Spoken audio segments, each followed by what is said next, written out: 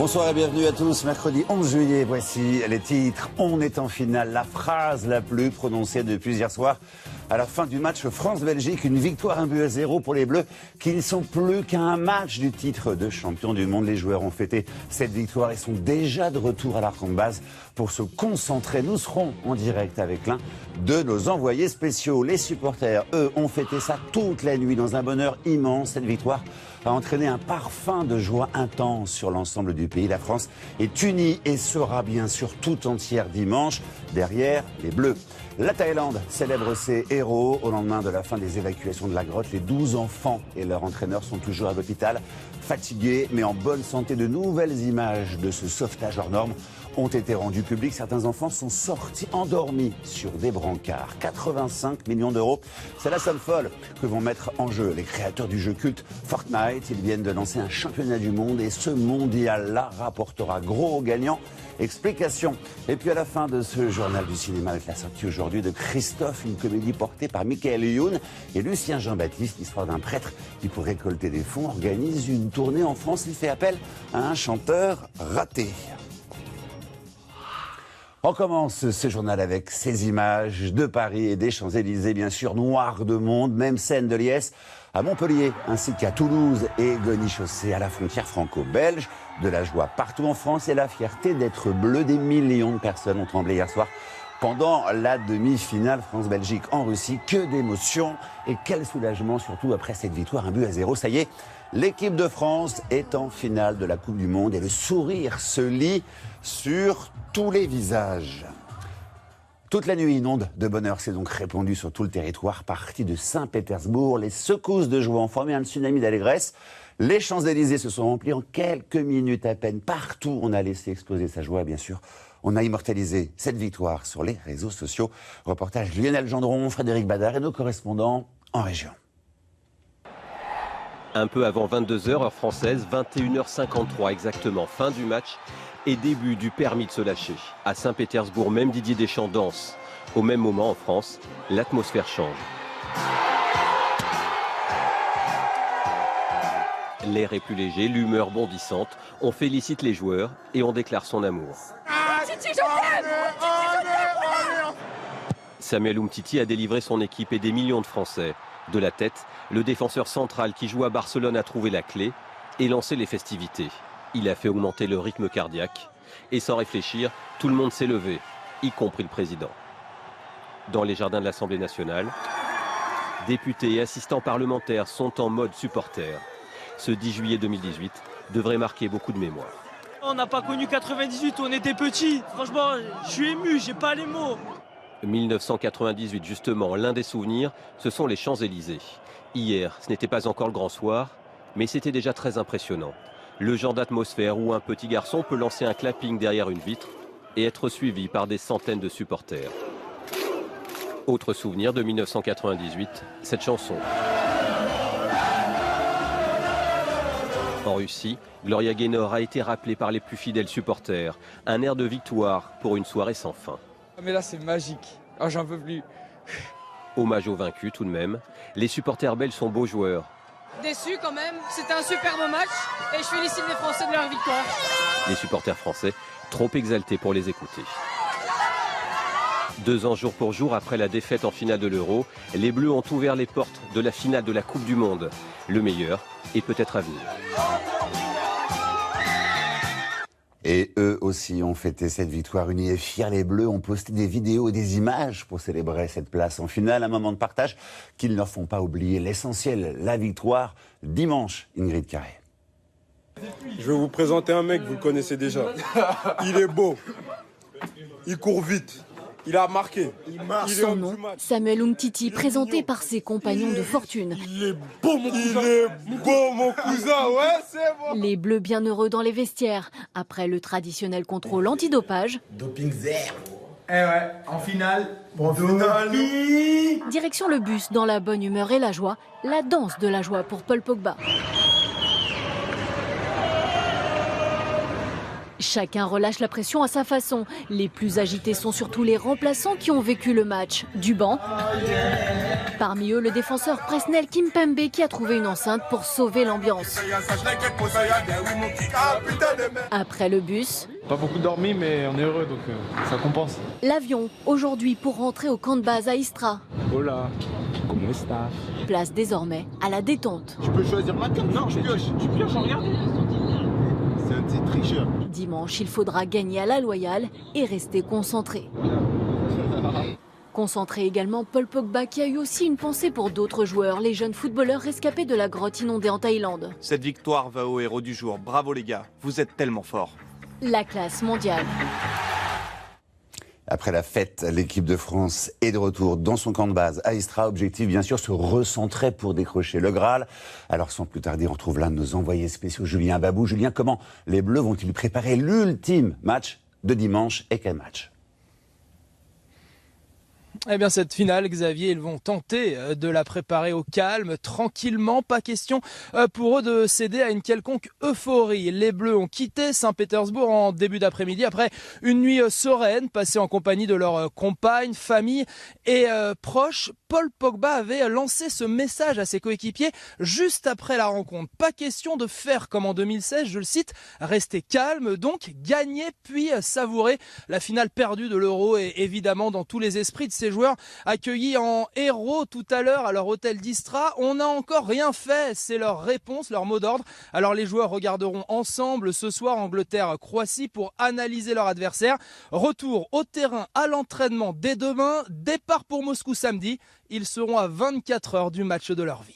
Merci Julien, et on croise les doigts. Et après la fête, hier soir, il a flotté sur le pays comme une brise légère toute la journée, du bonheur et encore et toujours une immense fierté d'être si près du but. Reportage Florent Pacci, David Madège et nos correspondants en région. Il y a des jours où travailler est parfois plus facile que d'habitude. Christophe n'a pas beaucoup dormi cette nuit. À 3 h du matin, il chargeait déjà ses fruits et légumes. Alors, fatigué, il l'est, bien sûr, mais ce n'est pas là le plus important. S'il y a d'autres matchs, j'étais me coucher avant, mais pour l'équipe de France, sans être chauvin, on se doit d'aller au bout. Hein. Comme le reste de la population, détendu, content. Nuit courte donc, également pour les habitants de Bondy en région parisienne, la ville de la star de l'équipe de France, Kylian Mbappé. Mais la victoire est là et le moral est au beau fixe. La joie, c'est merveilleux, c'est tout ce que vous voulez, que de la joie, que du positif, du bonheur. On peut même dire merci Kylian. Voilà, donc franchement, c'est parfait. Mais la bonne humeur, forcément, c'est encore plus facile lorsque l'on est en vacances, les pieds dans l'eau. On est en vacances, on est en finale, il y a une ambiance extraordinaire, on a sympathisé avec toute l'équipe du camping. Voilà, donc que du bonheur, en effet, oui. Le bonheur, ça s'entretient évidemment. Et pour cela, quoi de mieux que l'espoir ? Porté par le match d'hier soir, une deuxième Coupe du Monde pour les Bleus. Tout le monde en rêve, peu importe l'adversaire. 2-0 pour les Bleus. Contre, à mon avis, la Croatie. Ah bon, 2-0 pour la France, ça serait sympa. Je pense que ce sera les Anglais, mais on se fera un plaisir de les battre. Ouais. Sans problème. Combien ? Allez, un petit 3-0 comme il y a 20 ans. Nickel. Le sourire, ou plutôt la banane, les Français vont l'avoir au moins jusqu'à dimanche. Et espérons-le peut-être même beaucoup plus longtemps. Des Bleus qui rient, des Diables rouges qui pleurent. Que cette défaite est difficile pour le peuple belge. Leur équipe a très bien joué hier soir et après leur exploit, beaucoup se voyaient aller au bout. La déception est énorme. Écoutez. Dans ce match, on méritait beaucoup plus de gagner et voilà, on a eu des occasions qu'on n'a pas mis malheureusement. Pour moi, le match aurait pu être gagné par le Belge ou par les Français. Ça s'est joué de très peu. Quoi. Là, c'est super frustrant. Contre la France, en plus, c'est pas possible. Quoi. On peut pas se réunir par la France. Je l'accepte pas, ça m'énerve. Certains joueurs belges se sont montrés plutôt amers après leur défaite. Ainsi, le gardien Thibaut Courtois a eu ce commentaire. C'est dommage pour le foot qu'aujourd'hui la Belgique n'ait pas gagné. Et Eden Hazard, le capitaine, de rajouter « Je préfère perdre avec la Belgique que gagner avec la France ». Voilà ce que l'on pouvait dire ce soir sur la qualification des Bleus pour la finale de la Coupe du Monde. Le soulagement en Thaïlande et la joie des familles au lendemain de la fin des évacuations. Les nouvelles des 12 adolescents et de leur entraîneur sont bonnes. Après plus de 2 semaines passées dans la grotte, le groupe est affaibli mais en bonne santé. Donc les enfants ont dû prendre des cours de natation et de plongée pour suivre les sauveteurs. Certains sont sortis de la grotte endormis après avoir reçu un tranquillisant. Récit signé Geoffrey Marin-Joris. Le confinement sanitaire va durer encore plusieurs jours, mais ils peuvent déjà communiquer leur joie. Les 12 enfants secourus ont reçu des vaccins, des vitamines, passé des radios. Ils mangent beaucoup mais restent vulnérables. En 9 jours de disette dans leur grotte, ils ont perdu plusieurs kilos. En face, derrière une paroi vitrée, leur famille. Ils doivent patienter, pas d'étreinte, pour éviter de les contaminer. Leur santé mentale est très bonne, peut-être parce qu'ils sont restés ensemble. De plus, nous devons admirer l'entraîneur qui s'est très bien occupé d'eux. Il a fallu plus de 9 heures pour traverser les 9 chambres de la grotte, certaines immergées, d'autres à sec. Plus difficile, le premier des 4 kilomètres pour sortir, le plus étroit. Les enfants ne savaient pas nager, c'est donc sous oxygène, escortés par 2 plongeurs, que chacun a pu être extrait. Sur ces brancards, on voit les enfants presque inertes. Des tranquillisants leur avaient été administrés pour éviter qu'ils ne s'agitent, ne paniquent. Dans la grotte, une centaine d'hommes se sont relayés pour fournir ces dizaines de bouteilles d'oxygène installées. Les poulies, ce fil d'Ariane pour suivre le bon cap, parfois dans la pénombre. Parmi les plongeurs d'élite, c'est Navy Seals taille, moins prestigieux que leurs homologues américains, qui posent fièrement. Ces lunettes noires ne sont pas une coquetterie. Après l'obscurité, le soleil peut brûler la rétine. Héros ou miraculés, après le happy end, il faudra patienter pour retrouver un semblant de vie ordinaire. Retour en France fin juin, les parents de Naomi Muzenga, décédée fin décembre à Strasbourg après un appel au SAMU traité avec mépris, ont réclamé l'ouverture d'une information judiciaire pour établir les causes et les responsabilités de sa mort. Eh bien, c'est chose faite. Le procureur de la République de Strasbourg a annoncé l'ouverture d'une information judiciaire pour non-assistance à personne en péril contre l'opératrice du SAMU. Il a aussi révélé que la mort de la jeune mère de famille serait due à une intoxication au paracétamol absorbée par automédication pendant plusieurs jours. 4 ans et demi et 3 ans et demi de prison ferme, ce sont les peines auxquelles ont été condamnés 2 frères par le tribunal correctionnel de Meaux pour violence volontaire en réunion sur personne dépositaire de l'autorité publique. Le 4 juillet dernier, les 2 individus âgés de 24 et 27 ans avaient roué de coups un couple de policiers qui étaient hors service et qui sortaient de chez la nourrice de leur petite fille de 3 ans. Écoutez. Ils ont été agressés dans une sphère privée, en famille, avec leur enfant. Donc effectivement, c'est une peine exemplaire et je pense que c'est un message que l'ensemble des fonctionnaires de police attendaient. Les 2 victimes travaillent dans des commissariats de Seine-Saint-Denis. Ils les ont confirmé à l'audience avoir été apostrophés verbalement avant d'être frappés. Après Saint-Pétersbourg, hier, Emmanuel Macron s'est rendu à Bruxelles aujourd'hui pour un sommet de l'OTAN sous haute tension. En cause, les prétentions de Donald Trump. Les États-Unis payent trop pour la défense de l'Europe par rapport aux autres pays de l'Alliance Atlantique, selon le président américain. Ce matin, il s'est offert une nouvelle provocation. Dans une charge très violente, il a accusé l'Allemagne d'être aux mains de la Russie. Récit signé Pauline Buisson. Donald Trump au sommet de l'OTAN souffle le chaud et le froid. Cet après-midi, côte à côte avec Angela Merkel, il fait l'éloge du couple germano-américain. Et nous avons une très très bonne relation avec la chancelière. Nous avons des relations formidables avec l'Allemagne. Un peu plus tôt pourtant, provocateur comme il sait l'être, il charge sans ménagement Berlin et accuse l'Allemagne d'être à la solde de la Russie à cause de contrats gaziers entre les 2 pays. Donc à travers l'OTAN, nous sommes supposés protéger Berlin contre Moscou alors que l'Allemagne achète la majeure partie de son énergie à la Russie. Ça n'a pas de sens. Le président américain n'a pas choisi sa cible au hasard. Il fait pression sur Angela Merkel pour que son pays augmente sa participation au budget de l'OTAN. Les Américains, premiers contributeurs, fournissent 20% du budget, devant l'Allemagne 14% et la France 10%. Pour Donald Trump, c'est une évidence, son pays contribue trop, alors que l'alliance militaire bénéficie selon lui plus à l'Europe qu'aux États-Unis. Angela Merkel réplique. L'Allemagne fait beaucoup pour l'OTAN. C'est le 2e plus grand fournisseur de soldats. La majeure partie de notre capacité militaire est affectée à l'OTAN. Nous défendons aussi les intérêts des États-Unis. Les 29 membres de l'OTAN s'engagent à consacrer d'ici 2025 au moins 2% de leur PIB respectif à l'OTAN. Les Américains demandent 4% en vain. Au cours d'un entretien bilatéral, Donald Trump et Emmanuel Macron ont également abordé les questions commerciales. Une discussion franche, selon l'Élysée. Jean-Vincent placé devant la justice, l'ancien ministre a comparu devant les juges pour violence, injures à caractère racial et outrage à agent, et ce après une nuit alcoolisée dans un bar parisien. En avril dernier, l'ex-membre éphémère du gouvernement sous François Hollande avait été interpellé à la sortie d'un bar dont il venait d'être expulsé par un videur après un incident avec une cliente. 6 mois de prison avec sursis ont été requis. Le jugement a été mis en délibéré au 10 septembre. La levée de l'immunité parlementaire de Thierry Solère, elle a été décidée par l'Assemblée nationale à la demande de l'intéressé pour être entendu par la justice. Le député des Hauts-de-Seine, ex-Les Républicains, est désormais LREM, est soupçonné de fraude fiscale et nie les faits. Devenir l'ultime survivant sur une île déserte, c'est le but de Fortnite. En un an, ce jeu est devenu la coqueluche de tous les adolescents. Il réunit une communauté de plusieurs millions de fans dans le monde. Les créateurs américains viennent de lancer un championnat du monde et ce mondial sera doté de 85 millions d'euros. Pauline Bencessi, Chloé Michelon et Guillaume Delalande. Le jeu est déjà un phénomène. Il s'apprête à devenir une compétition internationale.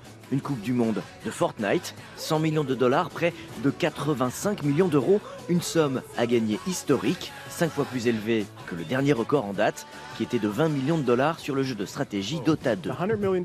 Les 100 millions de dollars seront répartis sur tous les niveaux de la compétition. Une compétition ouverte aux pros comme aux amateurs. En clair, il suffira de participer aux sélections en ligne pour peut-être gagner de l'argent.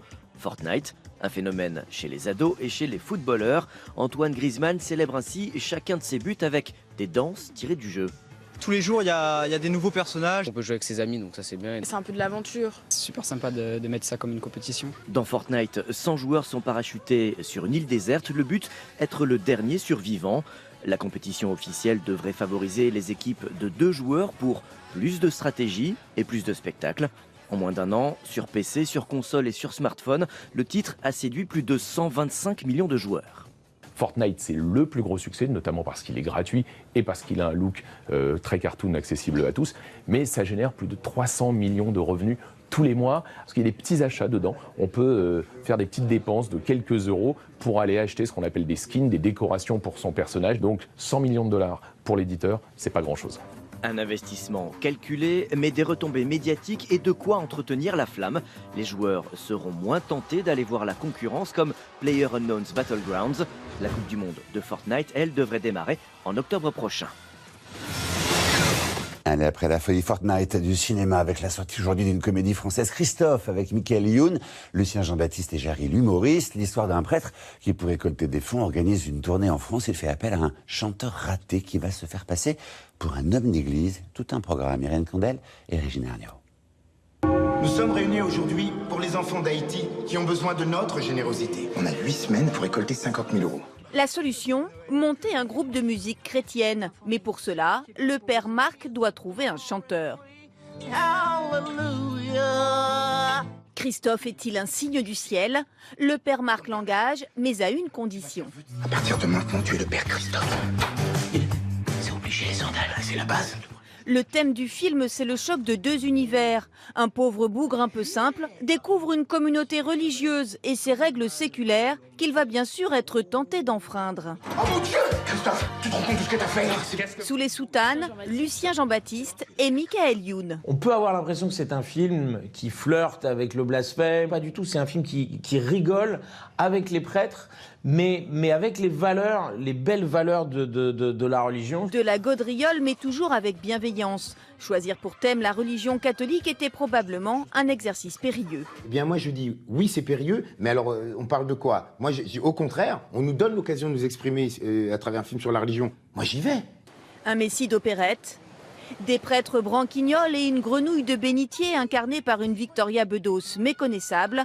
La quête des fonds va se transformer en un chemin de croix burlesque, un road movie comique mais pas cynique. De quelle église viens-tu? De Jujas le Nazareth. Comme le Nazareth du Christ? Non, comme le Nazareth du poisson.